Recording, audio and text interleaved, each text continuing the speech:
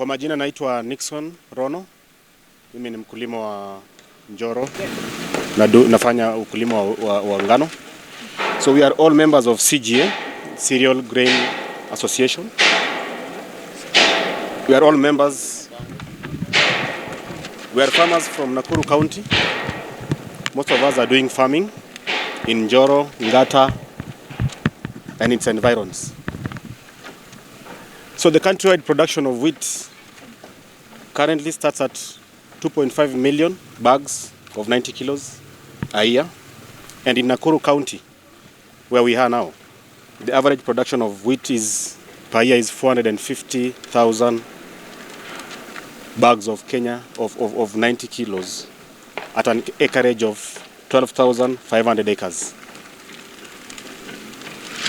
So under the wheat purchase program, Kenyan millers are allowed to import wheat at a lower import duty of 10% instead of the full duty of 35% as per the common external tariff of the East African community.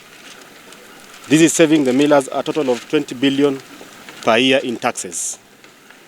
So in turn, millers are required to buy locally produced wheat at an agreed minimum price based on the seasonal cost of production.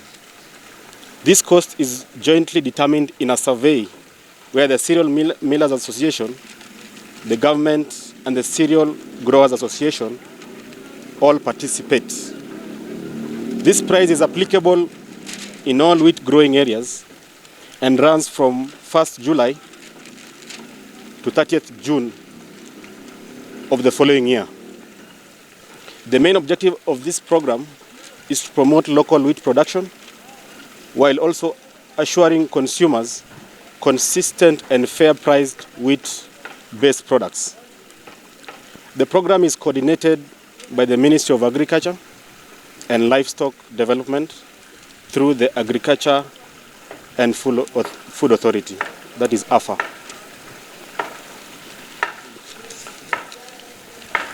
So for the year 2024 to 2025 planting season, the set minimum price for locally produced wheat is 5,300 Kenya shillings for grade 1 and 5,200 Kenya shillings for grade 2, paid to farmers for wheat delivered to the registered marketing agents. Thank you. Kwa majina naitwa Amina Mohamed. Mimi ni mkulima eneo la Njoro. Wakulima tuna changamoto nyingi za ukulima wetu wa ngano ambao ungekuwa unapewa kipaumbele katika nchi yetu hii. Changamoto ya kwanza ni bei. Bei ya ngano, sisi wakulima tunafanya kazi yetu vile tunavyotakiwa kufanya, tunapata ngano nzuri. Ukija watu wa AFA, unakuta tunanunuliwa ngano bag moja ya kilo 90 katika bei ya 3,800. Na ingepaswa kutokana na makubaliano yetu, bag moja ya ngano ikienda na grading ifanywe na 5,300. Grade ya pili ikuwe kwa 5,200. Lakini sasa kugandamizwa kwa wakulima inatufanya pia sisi kazi yetu haitakwenda vizuri. Kulingana na makubaliano yetu na AFA, kwa makubaliano ya kota yao, AFA iliamua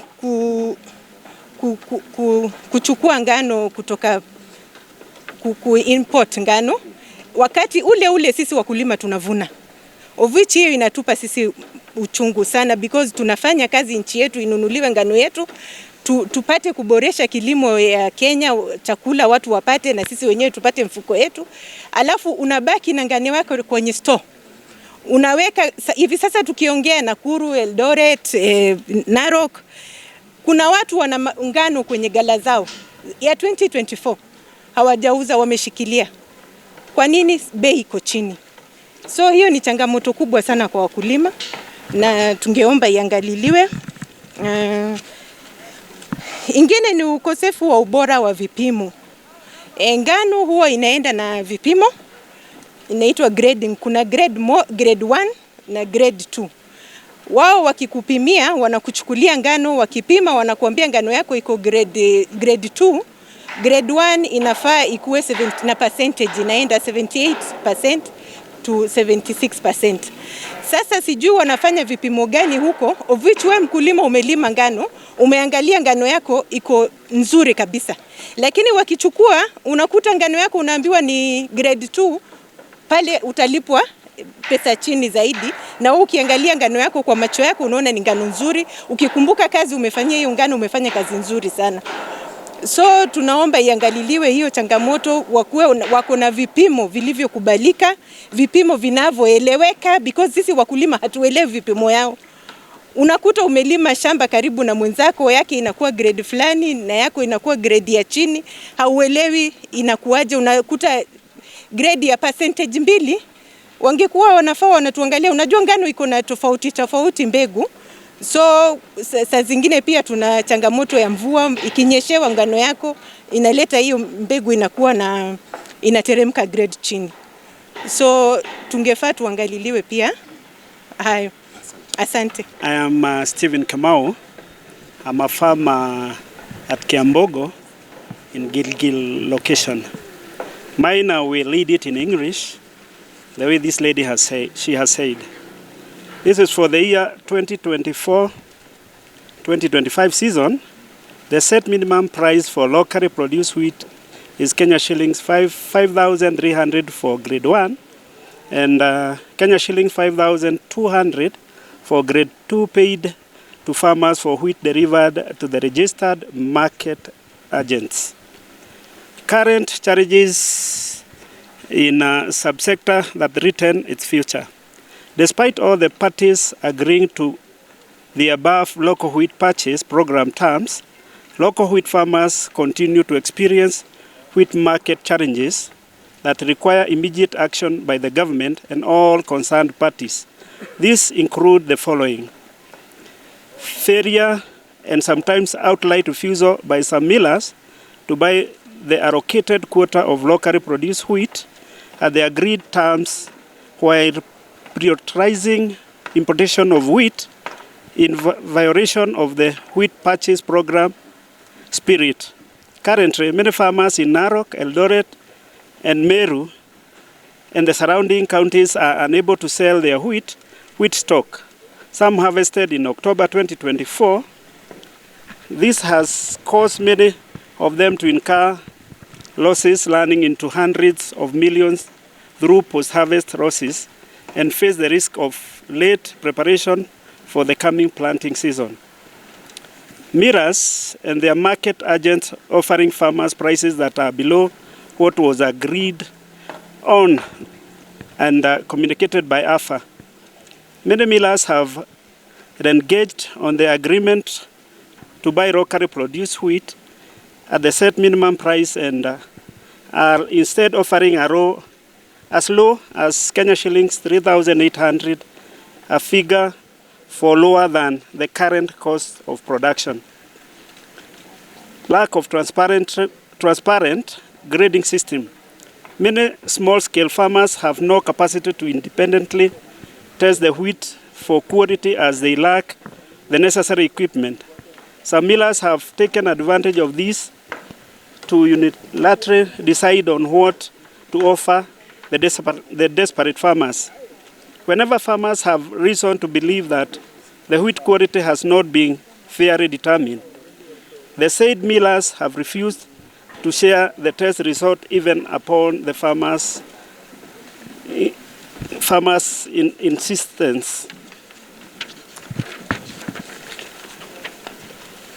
The consequences of the above is what farmers in Kenya, many of whom are servicing loan for financial institutions and not able to service their loan, making their situation even more serious with no buyers for their harvest and lack of proper storage facilities. They are staring at devastating losses that threaten their livelihoods and economic stability, with impact beyond the farm to include input sellers, farm-related employment, and over-reliance on imported wheat. Wheat farmers are therefore petitioning the government, 1, to enhance the enforcement of the letter and spirit of the terms and conditions of the implementation of the local wheat purchase program as communicated in the Alpha Advisory of 2nd July 2024.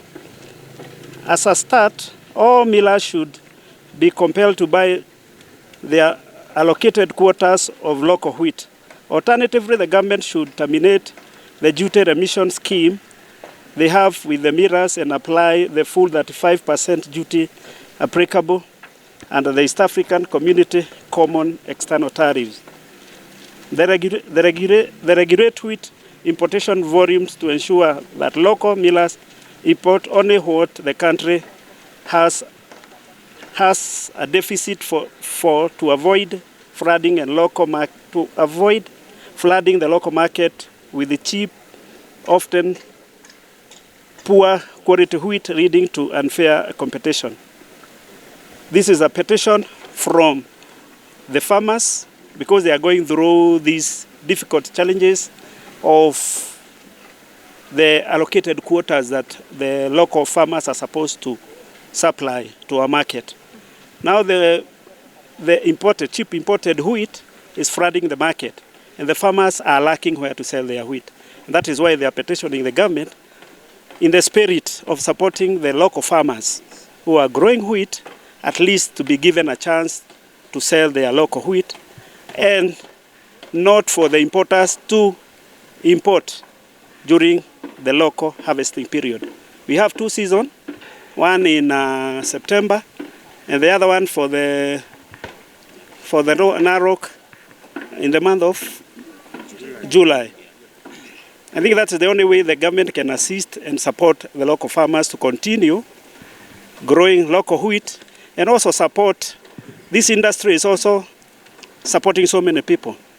They employ people, they are brokers, and so many. But if we kill the market, at least the government will not be able to achieve their target of job creation. The government doesn't buy wheat. Wheat is being purchased by the millers. And there are other aggregators like Cargill. But of late, they are not of taking the wheat from us because their stores are full.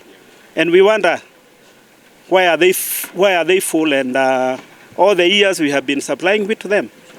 Unless there is something that maybe the government doesn't know is going on, I think there must be a loophole of infiltration of cheap wheat from another quarter that we don't know. This agreement is between AFA, CGA, Serious Millers Association, and CMA, and the millers.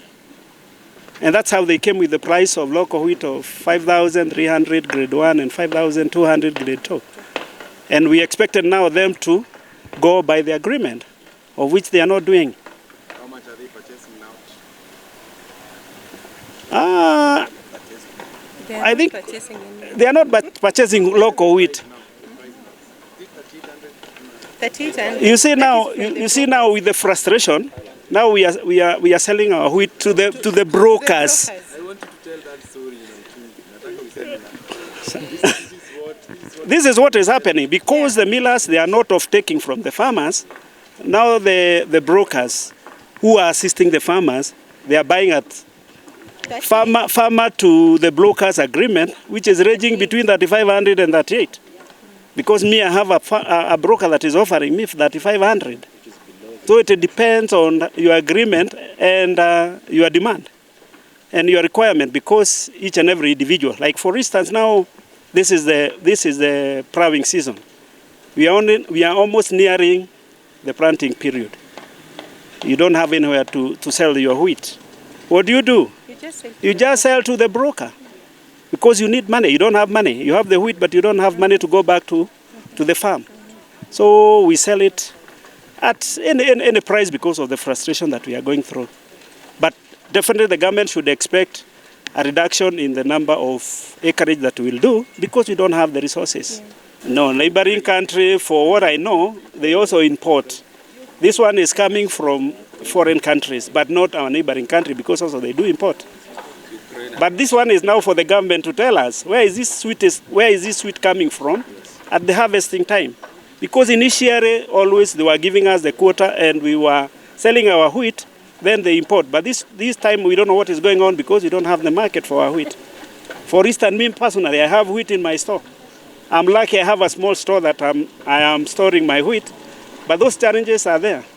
Post-harvest losses, it will be included. Now at least I'm going at a loss because I have now to use chemicals to at least to make sure my wheat remain intact. So those are extra expenses that I should not be incurring at this time. Lower production, yeah, because now we don't have the resources, because we don't have anywhere to sell our wheat. We expect raw production of wheat because we are going to lower the acreage. If I was doing 100, I will do 50 because I don't have money. And this money, we will get it from the bank because you invested all your money during the last year season. Now you don't have the money, you have to go back to bank and at least look for a loan for you to go back to the field. Most of us now, we are in dilemma, and I can see most of us will go to maize or any other crop, potatoes or beans. Canola.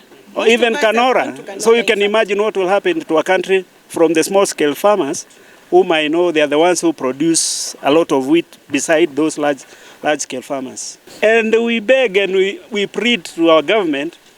Really, we do hear them talk of wheat.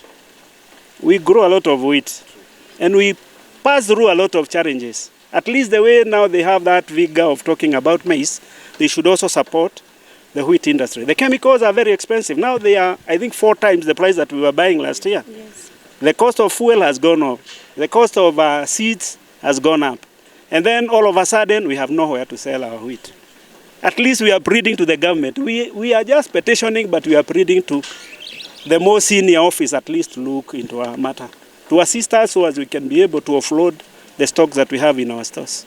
Kwa majina naitwa Walter Koech, na kabla sijajibu hiyo swali, uchungu wetu sana ni kwa sababu ile consumption tukanao Kenya, out of the 100%, what as the farmer can produce is 10% only. That means the millers have the capacity to buy all our produce, and yet they are not doing so.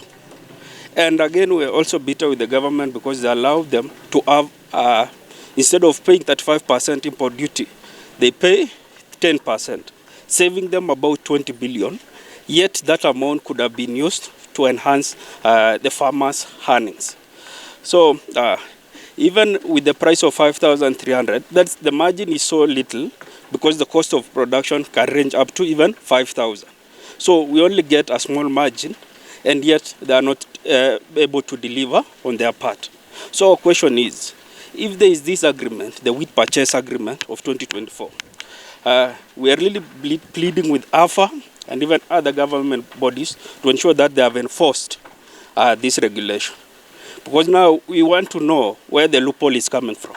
Yes, everything has been signed, and yet you find that these millers are not honoring their quotas. So that's our main concern. And we're really pleading so that they can support us, the small farmers of our country. So thank you very much. Maureen Maina ni mkulima wa ngano. Probably kufafanua kile ambacho amesema kwa Kiswahili. Ukiangalia katika kutoa bagi moja ya ngano ni shilingi 5,000. Sasa wakinunua kwa shilingi 5,300 wanatengeneza tu 300. Na sasa hiyo ni ile agreement ambayo iko. Kwa hivyo sasa ukiangalia sasa ni mabroka wanakuja kwa sababu wale ambao wamepewa hiyo kazi ya kununua wachukui. Wale mabroka wakuja kuchukua kwa 3,000. Sasa unaona mkulima anaenda kwa hasara. Sasa niambie mkulima akienda kwa hasara tutawezaje kuendelea na hii ukulima wa ngano? Ndio sababu sisi wote watu wengi wetu tumesema sasa ngano hatuwezi. Labda uende kwa mahindi ama maharagwe ama viazi. Lakini sasa tukifanya hivyo, then what happens? What happens to wheat production in the country?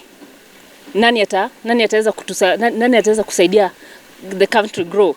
This government was one of their pillars ni agricultural sustainability and production, to increase production from agriculture. But if the farmer is yeye ndio anapigwa na anagongwa kule chini, then agriculture ukulima utafika wapi? Utaenda wapi? Hakuna. So hapo ndio tunalilia sana. Uchungu tuko nao mwingi sana. Sababu sasa tutafanya nini?